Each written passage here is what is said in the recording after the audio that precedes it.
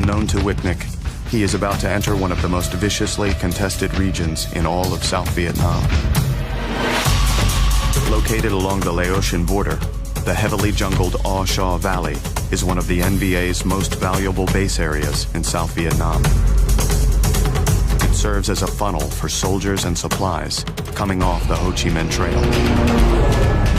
A week earlier, a 400-man battalion of U.S. soldiers discovered 1,500 NVA dug into Hill 937, less than a mile from the border. They've been locked in intense combat ever since and are in desperate need of reinforcements to take the hill.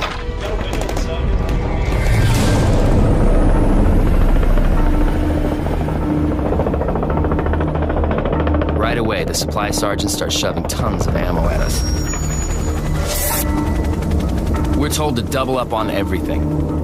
Instead of 200 rounds of M16, take 400. Instead of 50 rounds of M60, take 100. Jesus, we really must be heading into something big. I'm trying to keep it together. But you know, I've never been in major combat before. I mean, aside from training, I barely even fired my weapon.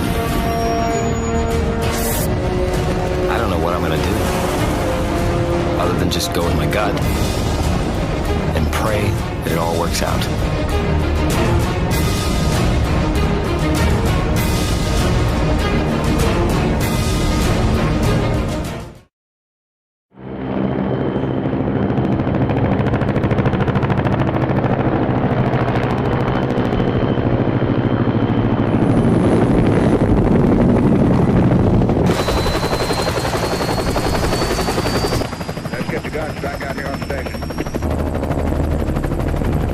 Up here, everything looks eerily picturesque. Kind of reminds me of Vermont. But I know better than that. Vietnam sure as hell is not Vermont. Sergeant Arthur Wicknick and his company are en route to Hill 937 to reinforce U.S. troops who have been trying to dislodge the NVA for the past week. The hill is located along one of the many enemy pathways into the south. U.S. forces are attempting to cut them off. When I glance around at the other guys' faces, they're all staring straight ahead. So I look, and I can see off in the distance this brown mountaintop against a green backdrop, and I knew then that's probably where we're going to go.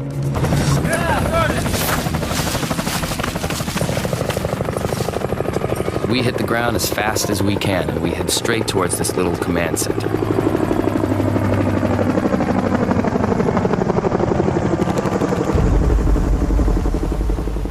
I can hardly believe my eyes. Filthy, unshaven GIs are everywhere. Empty ammo boxes and C rations thrown on the ground. Even the air stinks like human waste.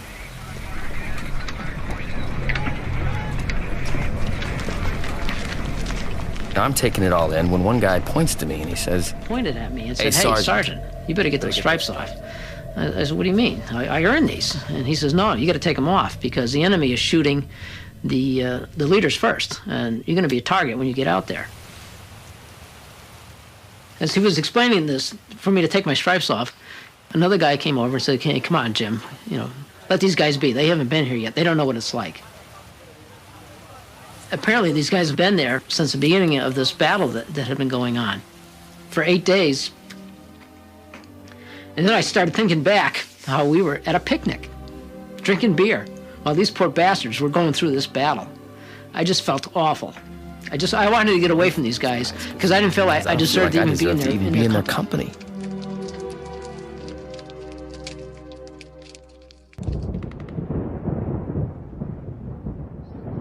As we settle in, I can hear these Vietnamese voices ringing out from the top of that hill. Now, nobody knows what they're saying, but the message is clear. They want us to know that they're there, and they're waiting for us.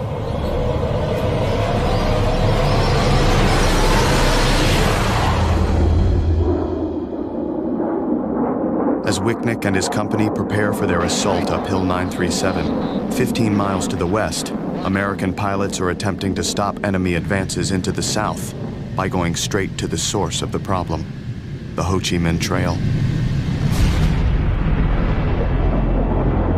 Although diplomatic policy prohibits U.S. ground troops from entering Laos and Cambodia, where the vast majority of the trail is located, U.S. aircraft are not restricted from bombing.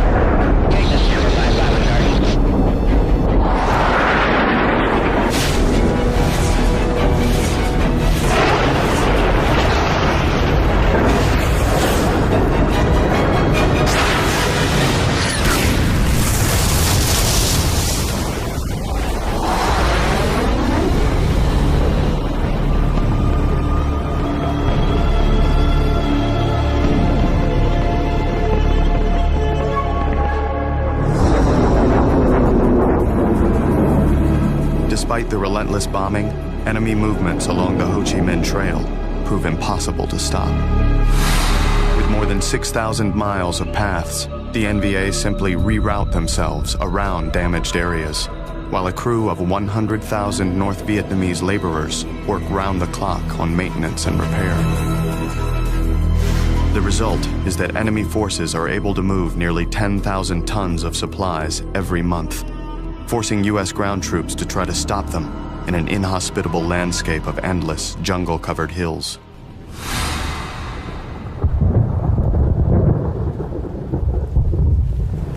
Between the monsoon rain and the unbearable humidity, everyone's constantly soaked. It's bad enough we've already lost half a dozen men to the NVA. Now we're starting to lose them to jungle rot. Though after being stranded out here for 3 days, I suppose a little bad weather is the least of our problems. 23-year-old Marine Lieutenant Carl Marlantis is on Hill 400, 65 miles north of Arthur Wicknick. 3 days earlier, he and his company of 170 Marines set out to stop what they believed to be a group of 100 NVA crossing into the south via the Ho Chi Minh Trail. Instead, they stumbled into the path of an entire enemy regiment, numbering nearly 2,500.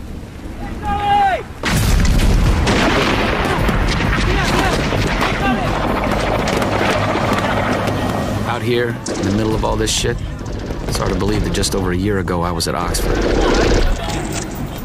I was only there about 5 or 6 weeks before I was feeling guilty.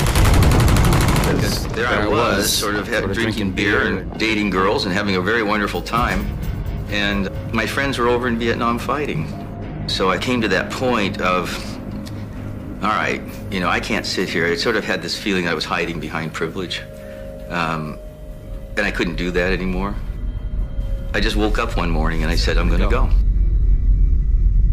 I'm gonna go to Vietnam. And now I'm stuck out here on some godforsaken hill. Another company's a few miles away, but the NVA have us surrounded. They're hitting us with mortars all the time. We'd run out of water, even though it was a monsoon, and so we were trying to catch the fog in our ponchos and licking our ponchos to try and, you know, so we were in a desperate strait.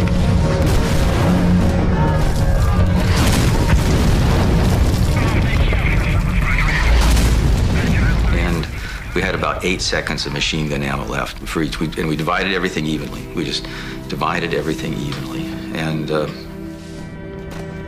I remember just looking at a little patch of ground and thinking how wonderful it was just to see the earth, you know, and thinking about what will I miss, because I'll be dead.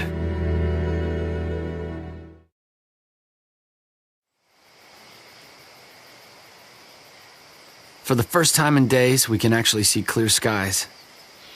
Motor Kilo 6, they are off the landing zone. Then the radio crackles to life, telling us the words we've been praying for. Choppers are on their way.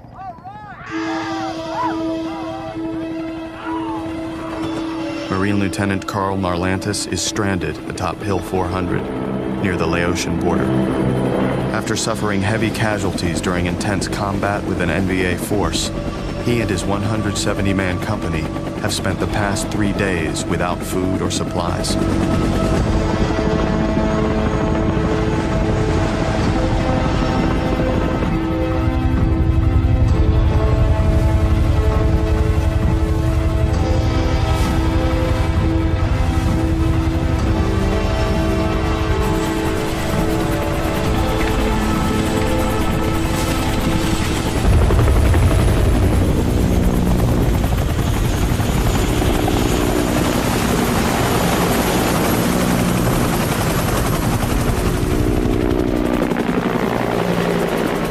As soon as the wounded are taken care of, dozens of reinforcements start unloading cases of ammo and sea rations.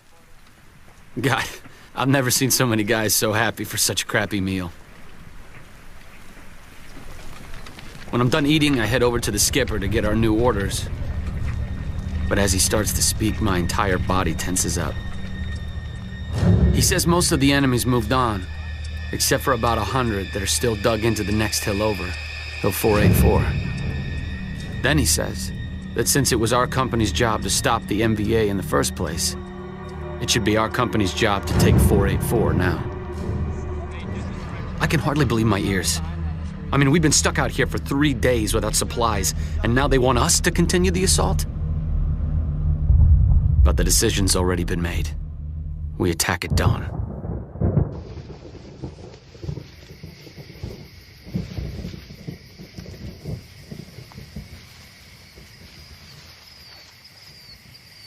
As we head out to get in position, all sorts of thoughts start running through my mind. Thinking about how we're going to take the hill. If we do it this way... Yeah, that's a good idea, but how about if we do it this way? Well, that'll work, but this will happen. And you just try as hard as you can to come up with a solution. And you realize that there's no solution that you'll be able to do it without losing people.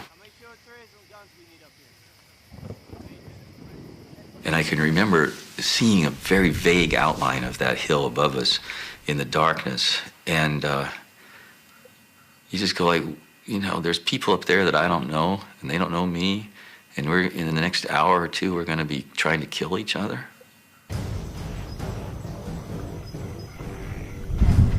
And you just sit there and you just shake your head and wonder. It's like, I'm going to go through this. I'm not going to turn around and walk away. You're going to go up the hill. And at the same time, you're wondering, why am I going up that hill? But I already know the answer. It's because I'm a Marine. And we don't let each other down.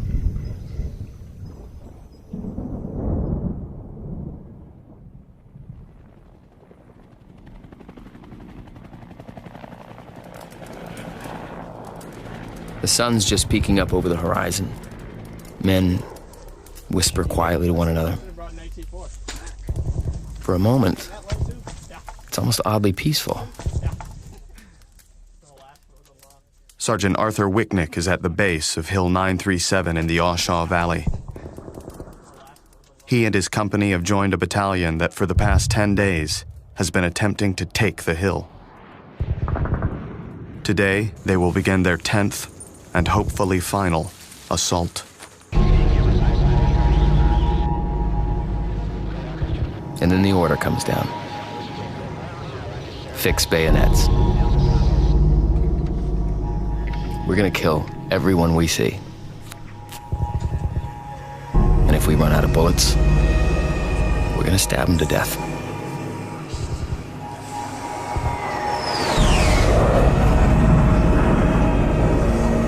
Come up on my left side so I can break right. At 8 o'clock, U.S. pilots begin a 30-minute bombardment of Hill 937.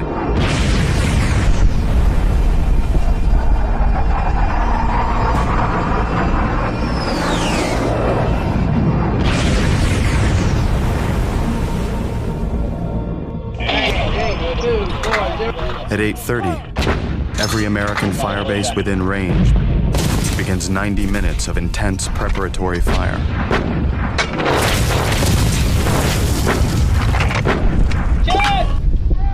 At 10 o'clock, the artillery falls silent, and the ground assault begins.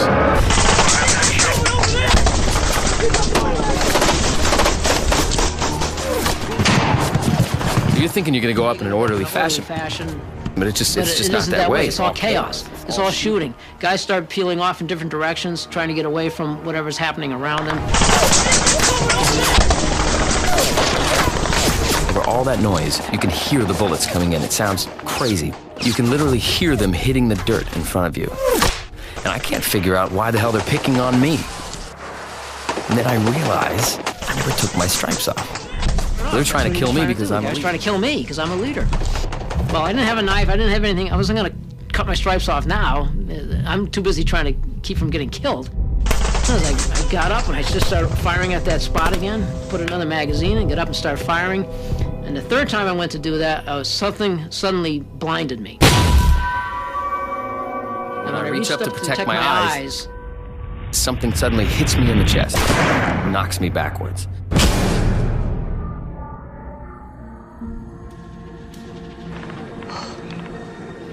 And for a second, all I can think is, this is it. I'm gonna die on a hill out in the middle of nowhere. But then the pain starts getting more intense. And what had happened is this enemy soldier that was shooting at me, his first round came in, hit the dirt in front of my face, blasted the dirt in my eyes. And when I reached up his second round, it didn't penetrate my body, but it had enough power to knock me right on my ass. There's no way in hell I'll be this lucky again. So I yell at my guys, I want you to follow me. And I took off running. And as I ran, bullets were coming, bullets were nipping at my feet. I just started running up that hill. Jumping over abandoned bunkers, not even paying any attention to what's going on around me. All I know is if I'm gonna survive, I've got to get to the top of that hill.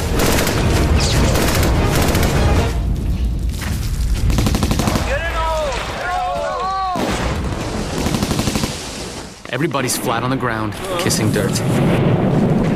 If we don't find a way to take out those bunkers, we're all gonna end up dead. Marine Lieutenant Carl Marlantis is on Hill 484. Hours earlier, he and his company began an assault against approximately 100 NVA who were dug into the hill.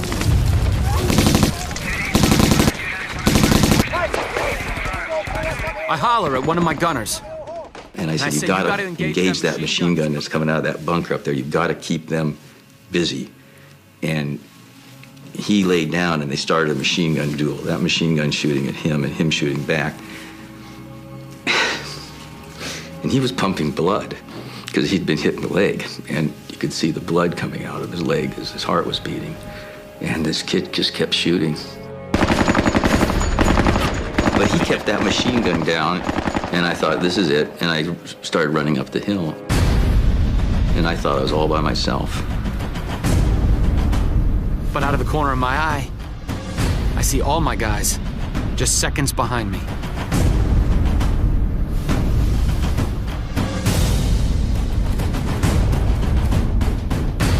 And when we get to the bunkers, everyone opens up. Just seconds behind me. And we hit those bunkers, and I start running down the line, throwing hand grenades into them, and everybody else was coming with me, and we took the hill.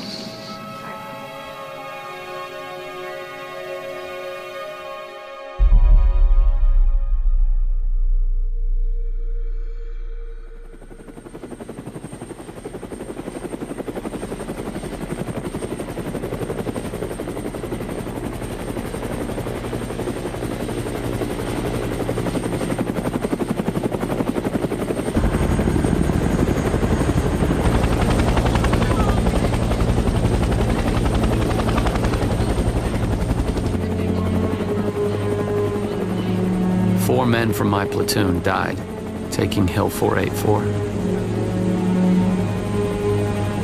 And every one of them was a friend.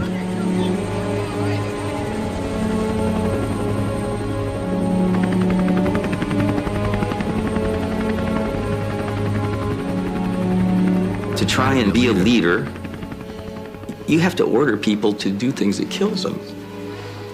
And that's hard. And it's usually your best guys. Because if you know it's going to be tough, you put your best guys to make sure that we get the job done, and then your best guys die. And it's always a tough one. I carry that with me.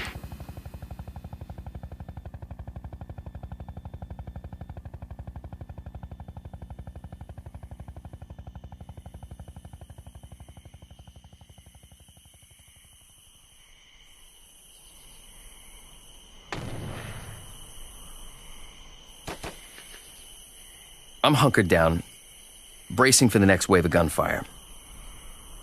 But it's strangely calm. All I hear is some rifle shots and a few hand grenades off in the distance. And then I see someone coming up, and he flashes me the peace sign. And then I realize that's my guys coming up the hill. On May 20th, 1969, after 10 days of brutal fighting, U.S. forces successfully secure Hill 937. The cost to the U.S., 70 American soldiers killed and 372 wounded. The cost to the enemy, more than 600 killed. Although U.S. forces win the hill and the Battle of the Body Count, the majority of the 1,500 North Vietnamese originally spotted on Hill 937 escape into Laos.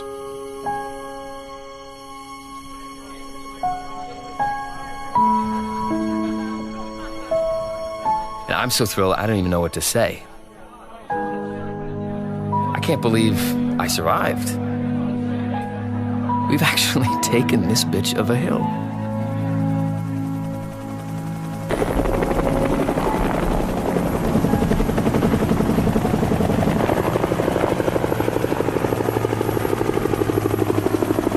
Right as I'm about to sit down and rest for a second, a couple of soldiers come over to me and they say, "Hey, you know, they got a name for this hill."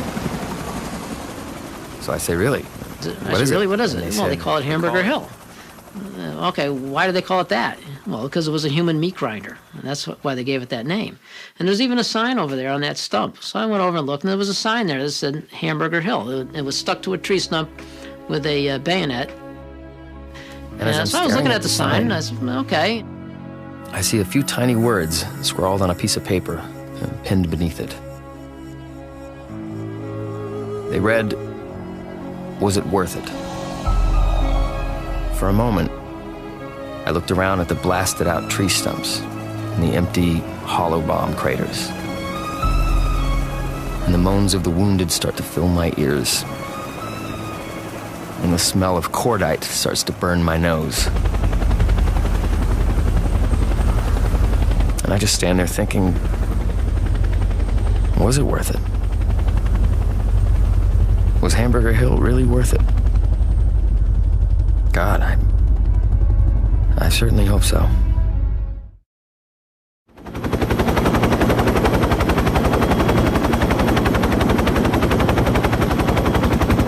The battle for Hamburger Hill near the Laotian border is over.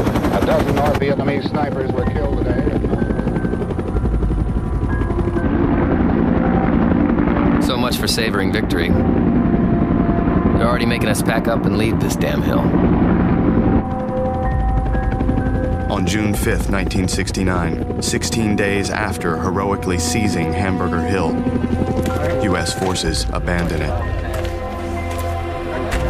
3 weeks later, the NVA retake the hill without a fight.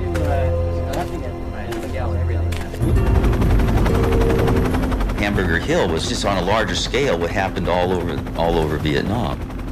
So on the tactical level, it was easy to understand what our job was. On the more esoteric level, there was no objective. I mean, you think about World War II, of course my father fought and my uncles, Well, first, you know, if you're in the Pacific, you take this island and you take that island and you get closer to Tokyo and you can sort of measure your progress. Like, oh, looks like we're winning. Or, you know, you land in Normandy and then you liberate Paris and then you go across the Rhine and you had objectives. Vietnam was the first war where it was unclear. How do you know when you've won?